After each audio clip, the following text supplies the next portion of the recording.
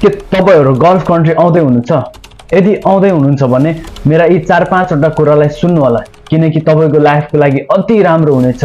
यो एकदम जरुरी, एकदम बुझ्नु पर्ने, एकदम इम्पोर्टेन्ट कुराहरु हो। त्यसैले मेरो कुरालाई अलिकति ध्यान लिएर अलिकति 2 मिनेट टाइम निकालेर हेर्नु होला। नम्बर 1, तपाईको एजेन्टले तपाईलाई कन्ट्र्याक्ट पेपरमा साइन गर्न लाउँछ भने तपाईले राम्रोसँग पढ्नु पर्ने हुन्छ। राम्रोसँग पढ्नु होला, बुझ्नु होला के रहेछ कस्तो रहेछ, किनकि यता आइसकेपछि तपाईलाई मलाई थाहा थिएन यस्तो रहेछ भन्ने अप्सनै हुँदैन। मैले भन्न खोजेको तपाईहरुले बुझ्नु भयो त? के भन्न खोजेको भन्दाखेरि उता एजेन्टहरुले भन्ने कुरा अर्कै हुन्छ। यता यस्तो काम हुन्छ, छुट्टी यति दिनको हुन्छ, अनि यति दिनको काम हुन्छ भन्ने हुन्छ। 4 दिन छुट्टी 5 दिन छुट्टी होइन, त्यस्तो हुन्छ नि त।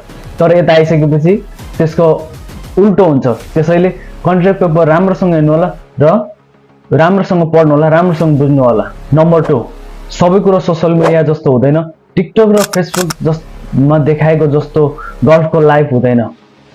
यहाँ कमाई भन्दा पहिला दुःख आउँछ र त्यो सहन सक्ने हिम्मत हुनुपर्छ। भन्नको मतलब तपाईहरुले बुझ्नुभयो होला। यहाँ चाहिँ यो टिकटकमा फेसबुकमा घुमेर हिँडेको, रमाइलो गर्दै हिँडेको त्यस्तो देखाएको जस्तो हुँदैन। यहाँ चाहिँ सुरुमा स्ट्रगल दुःख हुन्छ, त्यसपछि मात्र पैसा आउँछ, अनि त्यो सहन सक्ने हिम्मत हुनुपर्छ। दलालको कुरा 100% नपत्याउनु। कसैले तपाईलाई इजी जब छ भन्छ भने थोरै रोकेर सोच्नुस्, किनकि त्यो इजी भन्ने कुरा पछि गएर हेभी हुन सक्छ। भन्नको मतलब तपाईहरुले फेरि बुझ्नु भइसक्यो होला। 100% कहिले पनि नपत्याउनु। दलाल भनेको दलाल हो, त्यसको कुरा 100% कहिले नपत्याउनु, किनकि त्यसले यताउति हाउडे थोरै थोरै भए पनि हाउडे जसरी पनि बोल्या हुन्छ।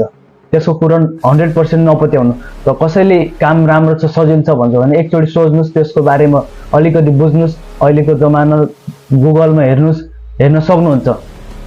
र कसैले सजिलो काम हो भन्छ भने त्यो पछि गएर कसैले भनेको कुरो पछि गएर हेभी पनि हुन सक्छ। त्यसैले राम्रोसँग सोच्नु। नम्बर 4, विदेश आउँदै हुनुहुन्छ भने इमर्जेन्सी प्लान राख्नुहोस्, किनभने लाइफ यहाँ प्लान अनुसार अलिक कमै चल्छ। नम्बर 5, यदि तपाई बाहिर देशमा हुनुहुन्छ भने घर फ्यामिलीसँग कुरा गर्दै हुनुहुन्छ भने तपाईले कहिले पनि उहाँहरूलाई हाउडे यतिकैमा झुट बोलेर ठिक छ यताउति नभन्नु। के भइराछ, कस्तो भइराछ, कस्तो अवस्थामा गुज्रिरहेछ त्यो बारेमा सबै कुरा डिटेलमा बताउनु।